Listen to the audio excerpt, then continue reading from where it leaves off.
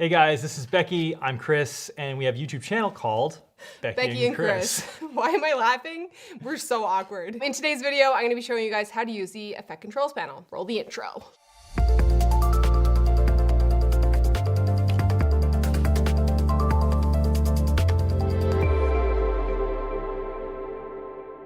Typically, the Effect Controls tab can be found to the left of your program window. But if you can't find it, you can come up here to Window, Effect Controls, and then click on it and add it to your workspace. By default, the Effect Controls tab gives you the ability to adjust the position, scale, rotation, and opacity of your clips without having to add any additional effects to the control tab. This alone can be a very powerful tool in making your edit super fun and creative. So let's run through these, starting with position. This option allows you to change the position of your clip in the window. You can click and drag these numbers around to adjust your clip, or you can type in a specific dimension you want your clip to be. You can also use your up and down arrows on your keyboard for finer adjustments, as well as shift up and down on your keyboard to move in increments of 10. If you don't like the edit you made and you want to reset the adjustment, hit the reload arrow and it will set your motion effects back to 0. Scaling allows you to increase or decrease the size of your clip in the window. This tab is especially useful when importing clips that do not match the clip size of your timeline. So for example, when you're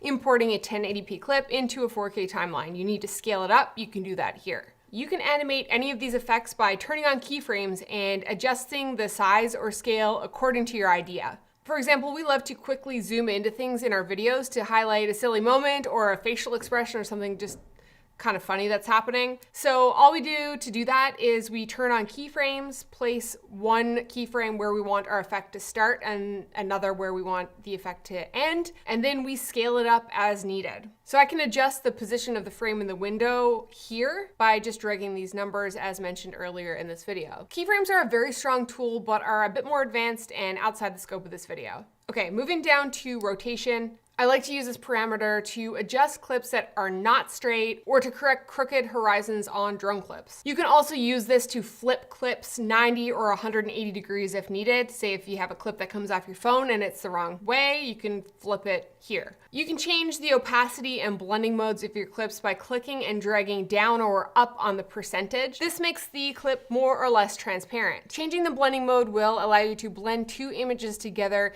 to get different effects. So for example, if I put another clip on top of this clip here, you can see how the look of the effect changes depending on what blending mode I select. If you want to see the change your effect made to the image, you can turn on and off the preview by hitting the FX icon. The effects are live when the square shows the effects icon, and they are off when the effects icon has a strike through, which means it's not affecting the image at all. Anytime you want to add an effect to your clip like warp stabilizer, lumetri color, or anything from the effects panel, you're going to find them here and be able to edit them here as well. Changing the speed of your clip can speed up your edit or show time passing. So if you want to change the speed of your clip, you can come down here to your timeline and right click on your clip and scroll down to speed duration. You can change how fast or slow your clip plays back by changing the percentage.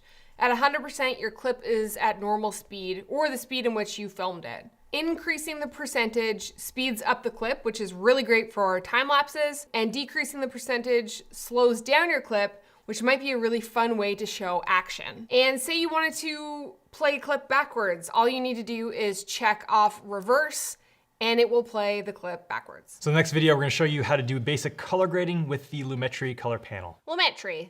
This is over.